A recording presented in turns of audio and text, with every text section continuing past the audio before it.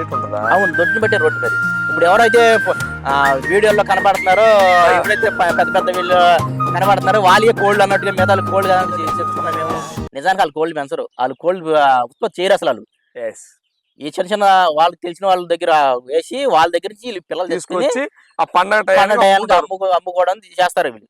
Okay, చాలా మంది విషయం అయితే ఎవరైతే వీడియోలో కనపడి ఎవరైతే పని చేసి వాళ్ళు ఆడియో గొప్ప మిగతా అందరు పనికిరావు ఉంటారు. కానీ 3 పిట్టల వాళ్ళు తీసుకొచ్చామండి. ఆటి సంతానమే ఈ మొత్తం ఈ 2000 కోళ్ళు అన్నారు. షాక్. అంటే వాళ్ళు ఆటి నుంచి బ్రీడ్ చేసుకొచ్చారు. అంటే ఇందులో మనం గమనించాల్సింది ఏంటంటే ఆ బ్రీడ్ ఎలాంటి జన్యుపరమైన రోగాలు లేవు అసలు. అందుకే ఆ బ్రీడ్ అంత డెవలప్ అయింది. మనం వేరే దొడ్లోంచి ఒక పెట్ట, ఇంకొకటి దొడ్డు లైన్ లోంచి ఇంకో పెట్ట, ఇంకొకటి దొడ్లోంచి ఇంకో పెట్ట, అది 50,000 పెట్టి ఇచ్చాము, ఇది లక్షల పెట్టి ఇచ్చాము. అసలు లక్షలు పెట్టి కోడి.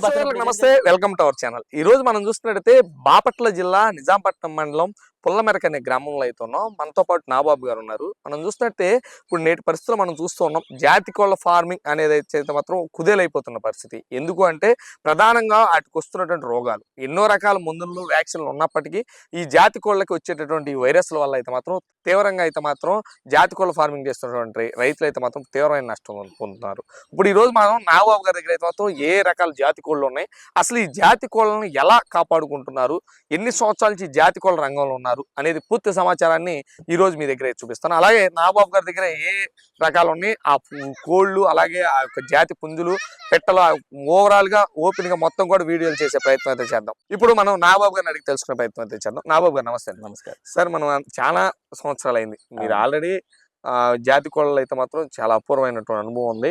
ఇప్పుడు మనం చూస్తూ ఉన్నాం నేచర్ గా. ఇప్పుడు మాది పల్లెటూరు కాబట్టి మా పల్లెటూరులో కూడా ఏంటంటే విపరీతంగా ఈ కోళ్ళు అనేది చనిపోతాం అనేది విపరీతంగా జరుగుతుంది. ఏంటంటే చలికాలం నుంచి ఎండాకాలం వచ్చేటప్పుడు తీవ్రంగా చనిపోతూ ఉంటాయి.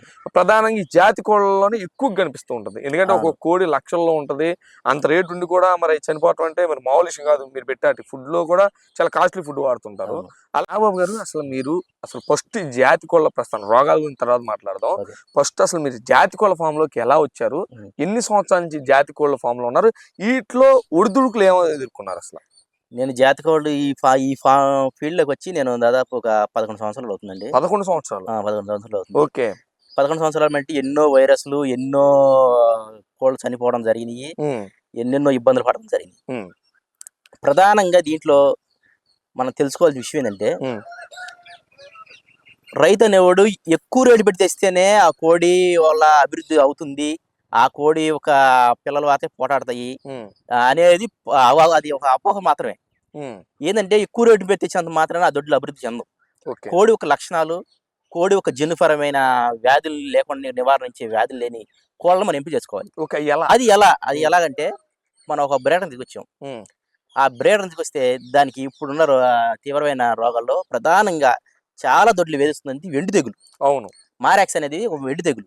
అది బ్రీడర్ నుంచి వస్తుంది.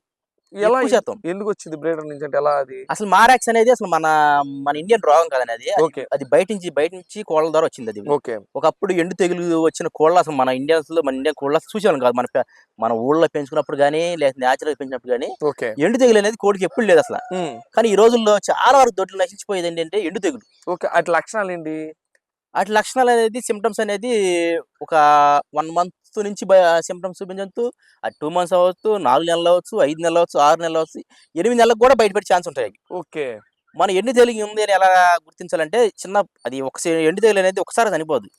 అది ఆ మేత తినకుండా ఫీడ్ ఎంతగా తిన్నా కానీ ఎండుపోట రావడం అనేది లివర్ ప్రాబ్లం అనేది వచ్చేస్తుంటుంది అనమాట. దాన్ని మనం ఎట్లా గుర్తించాలంటే, నేను ఒకసారి మా ఫ్రెండ్ మ్యారేజ్ కని వరంగల్ వెళ్ళా. అక్కడ ఏదో పరకాల ఏదో విలేజ్ ఉంది. ఆ విలేజ్ లో ఒక ఒక ముసలావిడ, ఒక ముసలాంతి, ఇద్దరు ముగ్గురు పర్సన్స్. వాళ్ళు ఏం చేస్తున్నారంటే, అక్కడ మ్యారేజ్ ఒక చిన్న సెటప్ వేస్తే అక్కడికి వెళ్ళారు. కోళ్ళు ఉన్నాయి, సౌండ్ మనకి వినపడుతుంది కదా, మనం ఆల్రెడీ కోళ్ళు ఫామ్ ఉందని అంటే వెళ్ళిన తర్వాత చూసి నేను షాక్ అయిపోయా అసలు. అక్కడ ఏదో 10 కోళ్ళు 20 కోళ్ళు ఉంటాయి అని అనుకుంటే, అక్కడ ఒక 2000 పైన కోళ్ళు ఉన్నాయి. 2000 పైనే. ఇంకా అందులో మళ్ళీ చిన్న పిక్స్ అని, ఇంకా చిన్న అని, ఒక తయారైన కోళ్ళే 2000 పైన ఉన్నాయి. నాటు కోళ్ళు, కోసుకునే కోళ్ళు ఉన్నాయి. నేను షాక్ అయ్యా. నేను ఏంటంటే అప్పటికే మన దగ్గర వైరస్ వచ్చి కొన్ని కోళ్ళు చనిపోవడం జరిగింది. అప్పుడు నేను అన్నాను, ఏందండి మీరు ఇన్ని కోళ్ళు ఎలా పెంచగలుగుతున్నారు? ఉమ్, మా ఏరియాలో ఈ 100 కోళ్ళు పెంచడానికే పెద్ద ఇదైపోతుంది కదా, మరి ఇన్ని కోళ్ళు ఎలా పెంచుతున్నారు అడిగి. ఉమ్, అయితే వాళ్ళు అన్నారు, వాళ్ళు ఏం చెప్పారు, ఆ కోడి ఒక రంగు కూడా ఐడెంటిఫై చేయలేకపోతున్నారు అనమాట. అంటే వాళ్ళకి అంత అంత దానికి అవగాహన లేదు ఆ కోళ్ళ మీద. ఏందండి ఎట్లా పెంచుతున్నారు అని అంటే, అసలు ఎక్కడి నుంచి తెచ్చారు అసలు ఈ పిల్లలు అని చెప్పా. ముందు ఎట్లా పెంచుతున్నారు అనే విషయం పక్క పెడితే, అసలు మీ కోళ్ళని ఎక్కడ తెచ్చారని అడిగితే మేము ఒక పుంజు, ఒక 2 పెట్టలు, 3 పెట్టలు, ఒక పుంజు ఒక 3 పెట్టల వరకు తీసుకొచ్చామండి. ఆటి సంతానమే ఈ మొత్తం ఈ 2000 కోళ్ళు అన్నారు. Okay, shock. అంటే వాళ్ళు వాటి నుంచి బ్రీడ్ చేసుకొచ్చారు. ఓకే, అంటే ఇందులో మనం గమనించాల్సింది ఏంటంటే, ఆ బ్రీడ్ ఎలాంటి జన్యుపరమైన రోగాలు లేవు అసలు. అందుకే ఆ బ్రీడ్ అంత డెవలప్ అయింది. ఓకే, మనం వేరే దొడ్లోంచి ఒక పెట్ట, ఇంకొకటి దొడ్డు లైన్లోంచి ఇంకో పెట్ట, ఇంకొకటి దొడ్లోంచి ఇంకో పెట్ట, అది 50,000 పెట్టి ఇచ్చాము, ఇది లక్షల పెట్టి ఇచ్చాము. అసలు ఆ లక్షలు పెట్టి ఇది కోడి బతికినప్పుడు దేనికి అవి? అవును వాస్తవం కదా. నీకు లక్షలు పెట్టి కోడి ఇచ్చినప్పుడు మళ్ళీ దానికి ఎండు తెగులు వస్తాయి, మారాక్స్ చేసుకోవాలి, అసలు వ్యాక్సిన్ వేసుకోవాల్సిన అవసరం ఉంది. అసలు ఈ రోజు ప్రధానంగా ఏంటంటే, వ్యాక్సిన్ వేయడం వల్ల కోడి బతికిద్ది అనేది ఒక అపోక. ఓకే, నిజానికి ఆ వ్యాక్సిన్స్ అన్ని కూడా కోడి ఒక 45 రోజులు, 40 డేస్, 50 డేస్ బతకడానికి వాడే వ్యాక్సిన్స్. అంతే. అసలు ఈ వ్యాక్సిన్స్ అని నాటుకోళ్ళు ఉన్నాయి ఎంతమంది? ఇంతకుముందు లేనప్పుడు కూడా లేదా? మామూలు సీజన్ వారికి వచ్చే రోగాలు వచ్చాయి. ఆ సీజన్ వారికి వచ్చిన రోగాలు వచ్చినా గానీ కోళ్ళు చాలా రోజుల వరకు బతికాయి. అట్లా కాదు, ఇప్పుడున్న కోడి రేపు పొద్దున ఉంటలా. అవును ఉంటలా. నైట్ పూట వెళ్ళి బాగుంటున్నాయండి. ఇప్పుడు ఈ రోజుల్లో కోళ్ళ పరిశ్రమలో అందరూ బాధ ఒకటే, పగల బాగున్నాయండి, నైట్ చనిపోయి. నైట్ పూట షెడ్లోకి వెళ్ళినప్పుడు కూడా బాగానే చనిపోయి. ఇదే అందరి బాధ. అసలు నివారణ ఎలా? నివారణ అనేది, అది కోళ్ళ దొడ్లో వైరస్లు రావడం అనేది కోడి యొక్క లక్షణాలు మనం గుర్తుంచుకోవాలండి. కోడి యొక్క లక్షణాలను బట్టి ఉంటది. కోడి యొక్క లక్షణాలు బట్టి రోగం ఉంటుంది. ముందే ఐడెంటిఫై చేసుకోవాలని. ఓకే, అది చాలా మంది కొత్తగా వచ్చిన ఫీల్డ్ లో దాన్ని అబ్జర్వ్ చేయలేదండి ఎవరు కూడా. తెలియదుగా మరి. ఇప్పుడు కొత్తగా వచ్చిన వాళ్ళు ఎవరో ఏం తెలియదు. కోడి చనిపోవడానికి ప్రధాన కారణం కోడికి వచ్చిన రోగం ఒకటే, దానికి వాడే మందులు ఒకటి. అది కూడా చాలా వరకు కోడి చనిపోవడానికి కారణం ఉంటుంది. కానీ ఈ రోజుల్లో మేము అన్ని వాటి పేర్లు ఎందుకు చెప్పడం ఇంత ఇష్టం లేదు. కానీ ఒకప్పుడు కూడా నేను అన్ని వ్యాక్సిన్ చేశా కోళ్ళకి. ఈ వ్యాక్సిన్ ఎంత బతుకుతుందంట, ఆ వ్యాక్సిన్ పెట్టి మెడకేయాలంట, కాలు గేయాలంట, తోకేయాలి, అన్ని వ్యాక్సిన్ చేశా. కానీ కోళ్ళు బతకలా. మరి ఇంకా ఈ కోళ్ళు బతికినప్పుడు వ్యాక్సిన్ దేనికి? అవును కదా. వ్యాక్సిన్స్ వల్ల కోడి వ్యాక్సిన్ వేయడం వల్ల ఎంతవరకు బతుకుతాయని గ్యారెంటీ ఉందో ఎవడు. ఈ రోజు కూడా పెద్ద పెద్ద దొడ్డి వాళ్ళు, చాలా పెద్ద పెద్ద దొడ్డి వాళ్ళు వ్యాక్సిన్ పేర్లు చెప్పరు. వాళ్ళు చెప్పేదండి, పరిశుభ్రంగా ఉండాలని, కోళ్ళు ఎక్కువ కూడా ప్లేస్ ఎక్కువ ఉండాలని చెబుతారు తప్ప చెప్పరు. నేచురల్ గా తిరుగుతుండాలి చెబుతారు. అవును. ఈ మధ్యలో చిన్న చిన్న వాళ్ళే నేను లసోట్ వేసామా, ఇంకోటి వేసామా అని ఆ పేర్లు ఎందుకని అన్ని వేసుకొని చెబుతున్నారు. వేసుకున్నా కానీ కోళ్ళు సరిపోతుందని చెప్పి వాళ్ళు చెబుతుంటే సరిపోతుంది, అయితే మీరు ఇంకోటి వేసుకోవాలని చెబుతున్నారు. ఓకే, అసలు మార్గం ఏమన్నా ఉందా కోళ్ళని కాపాడుకోవడానికి? కోళ్ళని కాపాడుకోవడానికి ఫస్ట్ కోళ్ళకి ఒక ఎండు తెగులు లేని బ్రీడ్ తీసుకెళ్ళాలి. ఫస్ట్ ముందు మనం ఎన్నుకునేటప్పుడే మంచి బ్రీడ్ ని సెలెక్ట్ చేసుకోవాలి. ఓకే, ఆ బ్రీడ్ ఎలా ఉంది, మనకి బ్రీడ్ అది మంచిదా కాదా అని మనం ఎలా సెలెక్ట్ చేసుకోవాలంటే, కోడిని ఎప్పుడు కూడా బేడర్ తెచ్చింది 2 years ఉండాలి. 2 years బేడర్ అయి ఉండాలి. 2 years బేడర్ ఉండాలి. ఎంగి పెట్లు ఉండే కానీ దాని కింద వచ్చిన అవుట్ పెట్టి ఒక 1 year వరకు చూడాలి నువ్వు. ఓకే, అవి ఎలా పెరుగుతున్నాయి, ఏమన్నా రోగాల బారిన పడ్డాయా లేవా, ఆ పటాపిల నుంచి కూత పెట్టిన దాకా అవి ఏ రోగాలు లేకుండా మనకి బతికినాయా, బతకగలిగితే అవి మంచి బ్రీడ్ అది. ఓకే, ఇప్పుడు నీకు ఈ మనిషి ఈరోజు ఎట్లా లేరంటే, కత్తికి వాడే పుంజే నెంబర్ 1, దానికోసమే ఒక చెప్పి ఈరోజు ఇన్ని వ్యాక్సిన్ తీసుకొచ్చి కోళ్ళ దొడ్లు ఇంత కుదేలు ఎలా చేశారనమాట. అవును. నేనుంది ఒక్క పిల్ల కూడా వ్యాక్సిన్ నేను. మరి ఎలా?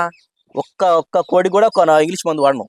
ఒకవేళ వస్తే ఆల్టర్నేట్ గా అప్పటికప్పుడు చనిపోతుంది అంటే అప్పుడు మాత్రమే నేను ఇంగ్లీష్ మందు వాడతా తప్ప, కానీ వ్యాక్సిన్ గా అసలు నేను లాస్ట్ స్టేజ్ ఇంగ్లీష్ వాడతా.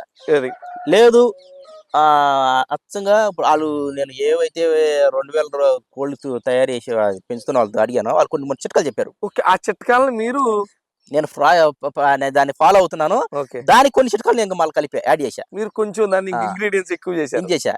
ఏంటో చెప్పొచ్చా వీడియో రూపంలో? అంటే ఇప్పుడు మనం చెప్పడం వల్ల రేపు రోజు ఎట్లా ఉంటారంటే, కామెంట్స్ ఎట్లా పెడతారంటే, మేము అవన్నీ వేసాము మీకు 7 వరకు ఎక్కువ ఉందన్నమాట. సరే, నేచురల్ నాతో పంచుకోండి. వాళ్ళు వాడపోయినా ఎలాంటి చిట్కాలు వాడతారు మీరు?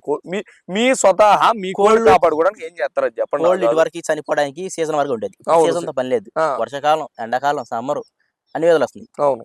ప్రధానంగా కోల్డ్ ఫీడ్ లో ఇచ్చే ఫీల్డ్ లో ఈ రోజు ఫీల్డ్ ఎట్టుందంటే ఒక కంపెనీ వాడు ఫీల్డ్ ఒక రకం, పంది కోళ్ళకి ఒక ఫీల్డ్, జాతి కోళ్ళకి ఒక ఫీడు, పటాలకి ఒక ఫీడ్, పటాలకి ఒకటి, బ్రేడర్లకు ఒక ఫీడు, అసలు అన్ని ఫీల్డ్ ఉండవు.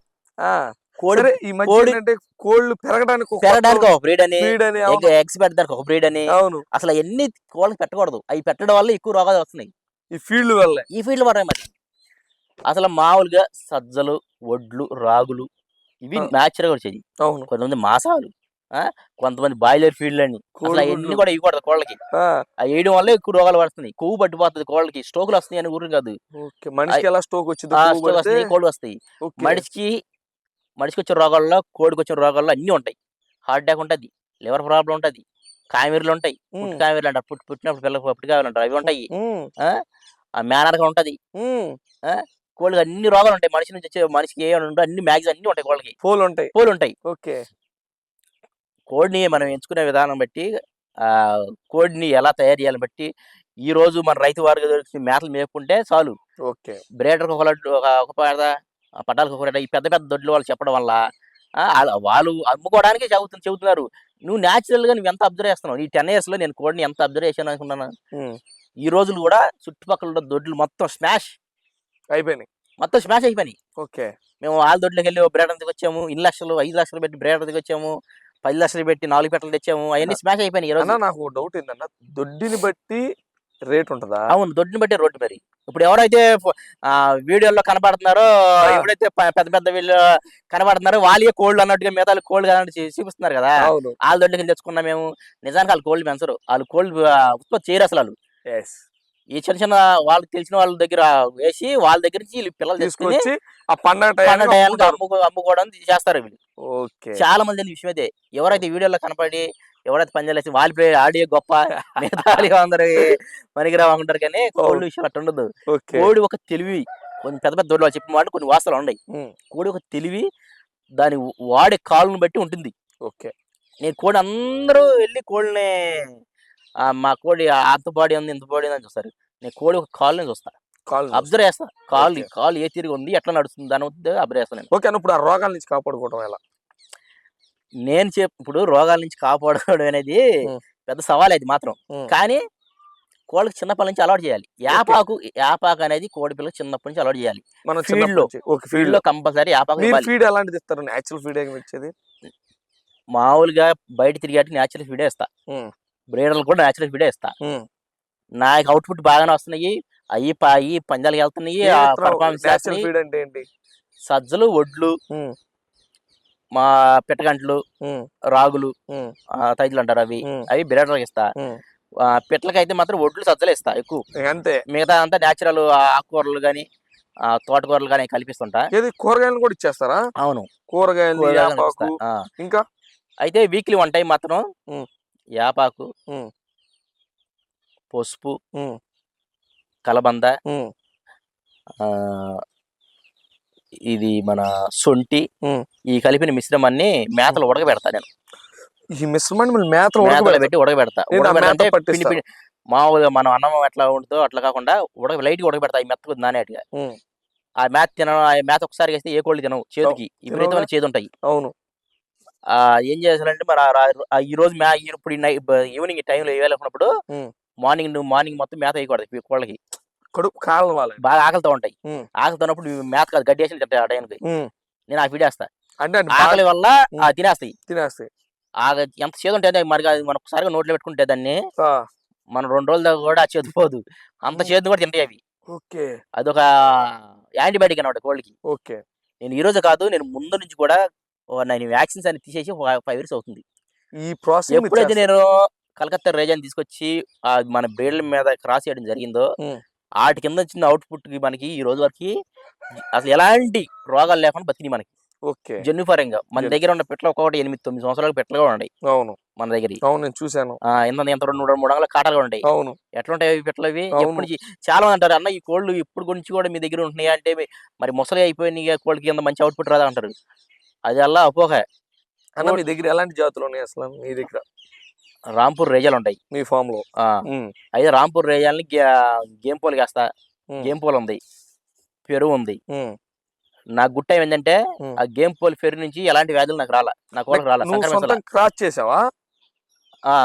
నేను బయట నుంచి మా ఫ్రెండ్స్ మేము కలిసి పెరుగు దిగొచ్చాము, ఉమ్, గేమ్ పోల్ దిగొచ్చాము. ఉమ్, దాని నుంచి పిల్లలు కొన్ని నేను తీసుకోవడం జరిగింది. ఉమ్.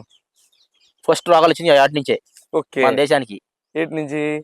పెరుగు ఎక్కడి నుంచి బయట దేశాల నుంచి వచ్చినాయి కోళ్ళు, వాటి నుంచి మనకి ఎక్కువ రోగాలు వచ్చినాయి. ఆ, ఈ స్టోకులు అవని అవును. పేరు అన్ని వాటి నుంచి వచ్చినాయి మనకి. ఉమ్, ఉమ్. నాకు గుడ్ టైం ఏంటంటే వాటి నుంచి నాకు ఎలాంటి రోగాలు రాలా. నీకు రాలా? పుంజుల్ని మన పిట్టల మీద క్రాస్ చేయడం, అవి అభివృద్ధి చెంది ఎక్కువ. నేను ఎట్లా చెబుతున్నాను అంటే ఒక్క పిల్ల కూడా వేరే ఇంటి దగ్గర చచ్చిపోయిన లేదు, బ్రీడ్ లేదు. మనం అంటే ఎంతో మంది పిల్లలు ఇస్తుంటాం మనం. నువ్వు ఏంటంటే ఆల్మోస్ట్ ఈ చుట్టుపక్కల. నా దొడ్లో ఆల్మోస్ట్ ఒక 7-8 రకాల కోళ్ళకి ఇచ్చే ఇంగ్రీడియంట్స్ ఆకులు ఉన్నాయి. ఓకే. తులసాకు పెంచుతా, ఆ, కలబంద పెంచుతా, ఉమ్, యాపాకు పెంచుతా, ఉమ్, మునగాకు పెంచుతా. ఉమ్. కావాల్సింది మంచి బ్రీడరు, ఉమ్, మంచి ఫైటర్ కాదు. నువ్వు ఎంత ఎందుకు పనిరాని కోడికి వచ్చేసినా కానీ, దొడ్లో పెంచుకున్నా కానీ ఉమ్. అదేంటి దానికి పోటాడు తెలియదు.